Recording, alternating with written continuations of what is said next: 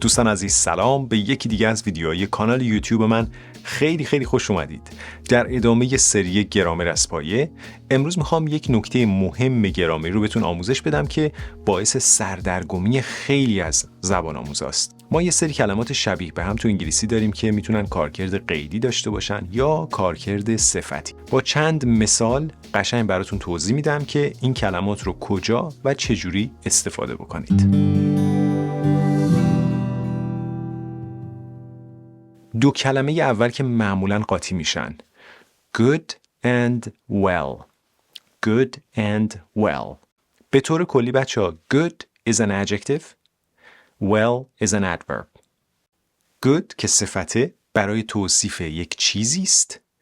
well که قیده برای توصیف و توضیح انجام دادن یک کاری است. مثلا حالتش چجوریه، سطحش چجوریه. حالا دو تا مثال براتون میزنم، خیلی وارد جزئیات فنیش نمیشم چون طبق تجربه من این جزئیات فنی بچه فقط باعث سردرگمی شما میشه. شما فقط باید با مثال یاد بگیرید. مثل ویدیوهای قبلم دو تا فایل همراه داریم که توی کانال تلگرام قرار میدم. میتونید مثالهای بیشتر رو از اونجا بخوانید و بشنوید و یاد بگیرید. Your English is good. Your English is good. گفتم good چیه؟ صفت. برای توصیف یه چیزیه. Your English is good. انگلیسیت خیلی خوبه. حالا کلمه دیگه که داریم well. Well. نمیتونیم بگیم your English is well. Your English is well. غلطه. باید بگیم you speak English very well. You speak English very well. قیده. well به طور کلی قیده. یادتون باشه برای توصیف فعل استفاده میشه. Emily is a good pianist. Emily is a good pianist. امیلی پیانیست خوبیه. حالا شما به من بگید با کلمه well که امیلی خوب پیانو میزنه. آفرین. Emily plays the piano well. Emily plays the piano well. حالا یک استثنایی نکته خیلی مهم داریم بچه. سوال میپرسم ازتون. اگه یه نفر بهتون بگه که How are you doing? How are you doing? و شما در جواب بگید I'm well, thank you. I'm well, thank you. این غلطه یا درسته؟ غلطه یا درسته؟ درسته بچه، چون که در واقع well یه حالت صفتی هم داره که فقط همین یه معنی رو داره. یعنی in good health. In good health. وقتی میگی I'm well یعنی حالم خوبه. حالم خوبه. صفت اینجا well. در واقع یه حالت قیدی داره well، یه حالت صفتی داره. حالت صفتیش فقط و فقط به همین معناست. یعنی حالم خوبه یا حالش خوبه. She's well یا he's well. یعنی حالش خوبه. در حالت قیدی چی؟ برای اینکه توصیف بکنیم یه نفر یه کاری رو داره خوب انجام میده. He's doing very well. He's doing very well. یعنی خیلی خوب داره کاراشو انجام میده. خیلی خوب داره پیشرفت میکنه. پس یادتون باشه میتونید بگید I'm good, thank you. خوبم. میتونید بگید I'm well, thank you. I'm well, thank you. دوتاش درسته. خب بچه یه نکته مهم دیگه با این کلمه well. کلمه بسیار کوچولو موچولو ولی پرکاربردیه. بچه این well بعضی وقتا با یه دونه هایفن، این خط تیره کوچولوها رو بهشون میگن هایفن. یه خط تیره بلندم داریم که بهش میگیم دش. اون دشه این کوچولو هایفنه. حالا بعضی وقتا این well با یه هایفن با یه کلمه دیگه ترکیب میشه که تشکیل یه صفت میدن و احتمالا خیلی هاشو جای مختلف دیدید. مثلا میگن He is a well-educated person. He is a well-educated person. یعنی فرد تحصیل کرده یه well-educated. Okay? Well-educated. یا مثلا میگید This is a well-paid job. This is a well-paid job. این شغل خوش درآمد یا پردرآمدیه. اون هایفنه بچه خیلی مهمه. اون هایفن رو نذارید جملتون غلطه. مخصوصا توی نگارش. البته تو صحبت کردن که هایفن نمیشه بذاری که. همون نگارش. تو نوشتن بچه باید همون هایفن رو حتما بذارید و اینا جملتون اشتباه خونده میشه و در واقع غلطه.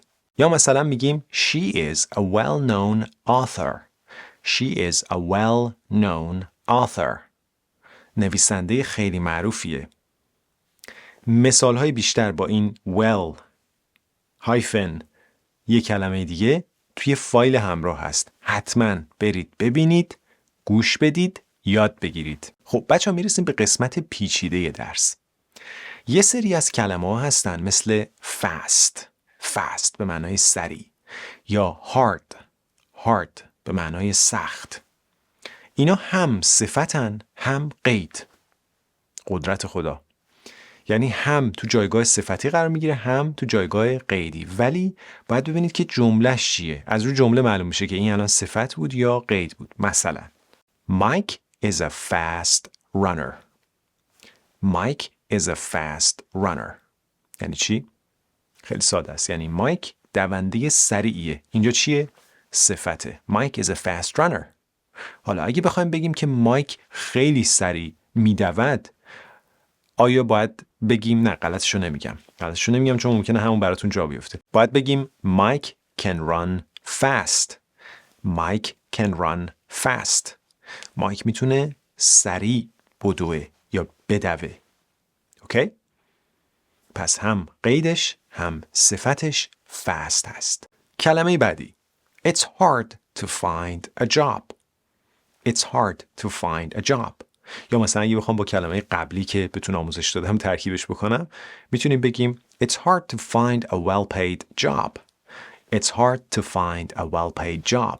سختی که یه کار با درآمد بالا پیدا بکنی. اوکی؟ It's hard to find a well-paid job. Hard بچه اینجا چیه؟ باریکلا صفته. It's hard. Something is hard. داری یه چیزی رو توصیف میکنی. حالا بعضی وقتا این hard حالت قیدی هم داره. مثلا میگی I'm working really hard. I'm working really hard. به سختی دارم کار میکنم. She's working really hard. She's working really hard. یا She's trying really hard. She's trying really hard. به سختی داره تلاش میکنه. به سختی داره کار میکنه. پس hard هم مثل fast هم میتونه حالت قیدی داشته باشه هم حالت صفتی. حالا اینجا دیگه باید اون غلطه رو بگم چون که مربوط میشه به کلمه بعدی. بچه‌ها به هیچ وجه شما نمیتونید بگید She works really hardly چون ly توی زبان انگلیسی قید سازه دیگه، ولی استثنا ما زیاد داریم تو انگلیسی. اگه شما بگید hardly اصلا معنیش یه چیز دیگه است. hardly یعنی به ندرت، که الان بهتون میگم چجوری استفاده میشه. hardly یعنی به ندرت. hard هم صفتش هم قیدش همون هارده. That was hard. That was a hard test. I thought the test was hard. I worked really hard. I studied really hard. I tried really hard. هم قید هم صفت هر دوش hard هست. همونطور که گفتم hardly یعنی very little یا almost not. به ندرت. Very little یا almost not. مثلا She hardly spoke to me. She hardly spoke to me. به ندرت بام حرف زد. یعنی she almost didn't speak to me. She almost didn't speak to me. She hardly spoke to me. Okay? So hardly means almost not. Now, let's look at another example. We hardly know each other. We hardly know each other. We hardly know each other. We almost do not know each other.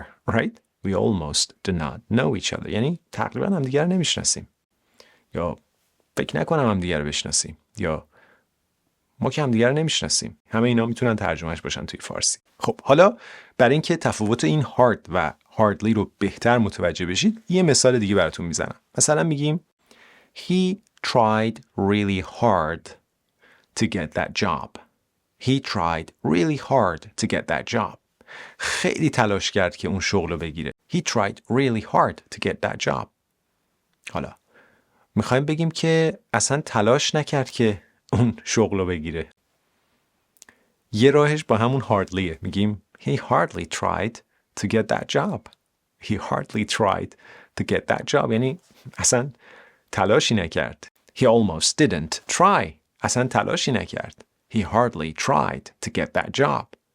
پس ببینید چقدر مهمه تفاوت اینها و متاسفانه خیلی از زبان آموزا هم اینا رو اشتباه استفاده میکنن. بچه‌ها بازم باید تاکید بکنم که حتما شما باید اون فایل همراه، فایل صوتی و PDF رو یا حالا ورد توی کانال تلگرام من دانلود بکنید. یکی از بهترین و مؤثرترین روش‌های آموزش و یادگیری گرامر اگه گفتی چیه؟ اینه که شما از روی مثلا 10 مثال به عنوان زبان آموز یه ساختار رو ببینید، بخونید، گوش بدید. این یکی از بهترین و مؤثرترین و البته جدیدترین روش‌های آموزش گرامر هست. توضیحاتی که من ارائه میکنم خدمتتون البته خوبه، مفیده قطعاً، ولی باید همراه باشه با دیدن مثالهای متنوع که ذهن شما این اطلاعاتی که من الان دارم خدمتتون ارائه میکنم و پردازش بکنه در واقع قالب اون مثالها. اینجوریه که گرامر براتون جا میفته. وگرنه صرفاً با خوندن این کتاب یا صرفاً با گوش دادن به صحبتهای من اتفاق خاصی براتون نمیفته، زود یادتون میره. خب بچه این hardly خیلی پرکاربرده. میتونید در قالب این قالب هم حفظش بکنید. I can hardly do something. I can hardly do something. مثلا میخوای بگی به ندرت میتونم کاری انجام بدم یا به سختی من میتونم این کار رو انجام بدم. I can hardly read that book. I can hardly read that book. یعنی به سختی میتونم بخونمش. It's really difficult for me to read that book. I could hardly walk. یعنی به سختی میتونستم راه برم. I could hardly walk. پس I can hardly do something قالب حفظش بکنید. I could hardly do something. اینم یه قالب دیگه است. حفظش بکنید. Hardly ever means almost never. Okay? Hardly ever. Almost never. یعنی تقریباً هیچ وقت. نزدیک به صفر. مثلا I hardly ever go out. یعنی تقریباً هیچ وقت نمیرم بیرون. I hardly ever go out. I hardly ever eat sandwiches. I hardly ever eat sandwiches. به ندرت ساندویچ میخورم. I hardly ever watch TV. I hardly ever watch TV. یعنی به ندرت تلویزیون میبینم. خب بچه این از درس کوتاه امروز. حتما یادتون باشه برای اینکه این نکته گرامری مهم براتون جا بیفته مثالهای توی 2 فایل همراه این درس رو از کانال تلگرامم که هم آدرسش این زیره و هم در اولین کامنت که پین شده دانلود بکنید و بخوانید و گوش بدید و یاد بگیرید. تا ویدیوی بعد.